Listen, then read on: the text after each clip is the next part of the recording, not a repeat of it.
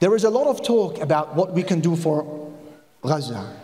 And indeed, most speakers will taper off their talk by giving you a list of things to do for the people of Gaza, and this is no doubt essential. There is, I think, another dimension of the discussion we need to share.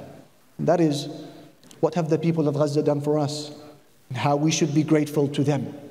And that is why the Messenger sallallahu alayhi wa sallam, he said, Inna ashkara an-nasi lillahi ta'ala ashkaruhum lin-nas.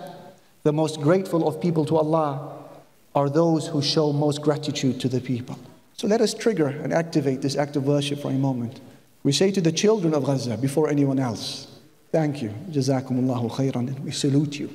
We have seen how your 6-year-olds are standing over the dying bodies of their blood brothers. As they say to them, brother, say la ilaha illallah, you're dying. Say la ilaha illallah. 6 years old, how did he pull that one off?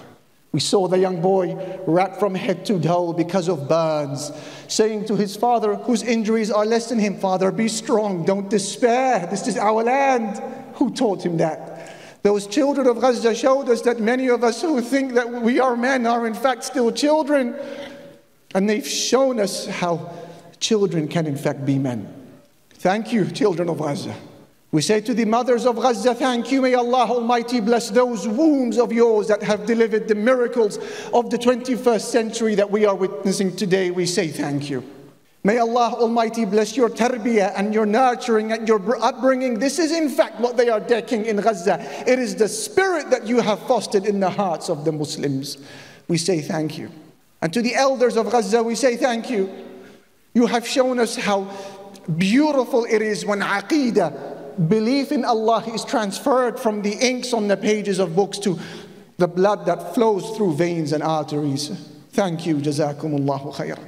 And we say to the doctors and the physicians and the paramedics of Gaza, thank you. As you work long hours, you now live in your hospitals. And you have seen with your eyes in the last 6 weeks that which no mountain could bear, let alone a human being. And when you thought it couldn't get any worse, your children come to visit you in the wards, but not as alive children. They come to you in body bags, and you hug the body bag and you cry.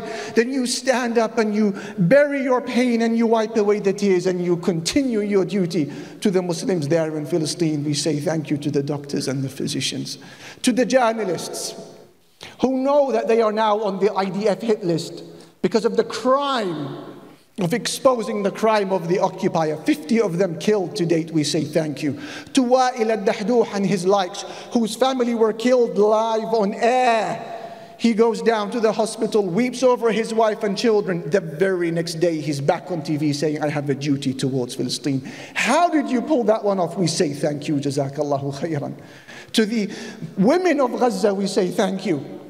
We saw you burying your children, then you raised your hands rather than complaining at Allah. You say, oh Allah, continue taking from our blood till you are pleased. To the men of Gaza, we say thank you for showing us that a people who believe that death is not the end can never be defeated. Thank you for helping us understanding verses of the Quran that we previously did not understand until we saw you.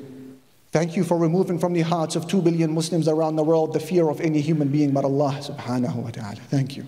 Thank you for reminding us at a time when we thought that the Ummah of Islam had died. You have just shown us that the Ummah has a pulse. Not just that, the Ummah is brimming with life.